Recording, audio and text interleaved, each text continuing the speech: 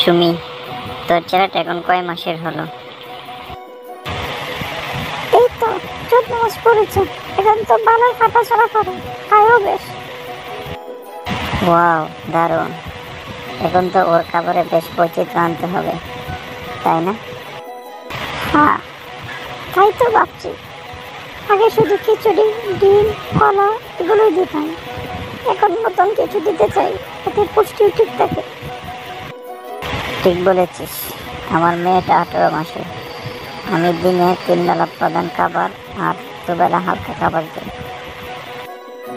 দুধটা কিভাবে দিস? এখনো মায়ের দুধ খায়? হ্যাঁ, মাঝে মাঝে খাই। তবে আমি দিনে একবার গরুর দুধও দিই, প্রায় 200 মিলির মতো। বেশি দিই না, না হলে ভাত খেতে চাই না।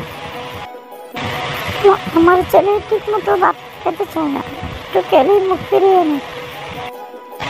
এটা স্বাভাবিক। আমি ছোট ছোট ভাগে দিয়ে খাওয়াই। কখনো খিচুড়ি, কখনো ভাত, মুরগির স্যুপ, আবার ফল দিয়ে দই করি। তাতে খেতে আগ্রহ পায়। ফল কিভাবে দিস? কেটে না পিউরি করে? শুরুতে পিউরি করতাম, এখন কলা চটকে, পেঁপে বা আম ছোট টুকরো করে দিই। মাঝে মাঝে ও নিজে হাতে খেতে চায়।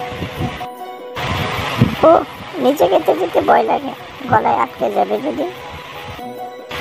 শুরুতে আমি বই পেতাম, কিন্তু নরম খাবার দিয়ে পাশে বসে থাকতে সমস্যা হয় না, বরং ওর আত্মবিশ্বাস বাড়ে। তোর কথা শুনে মনে হচ্ছে আমাকে একটু পদ্ধতি বদলাতে হবে। তুই একটা তালিকা বানিয়ে দিবি খাবারের? অবশ্যই। 1 সপ্তাহের একটা মেনু করে দিই তোকে, যাতে নতুন কিছু ট্রাই করতে পারি।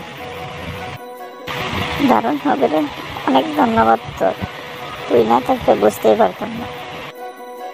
আরে না রে, ছোটদের নিয়ে ভাবনা তো সবারই। চল দুজনে মিলে ওদের জন্য ভালো কিছু করে ফেলি।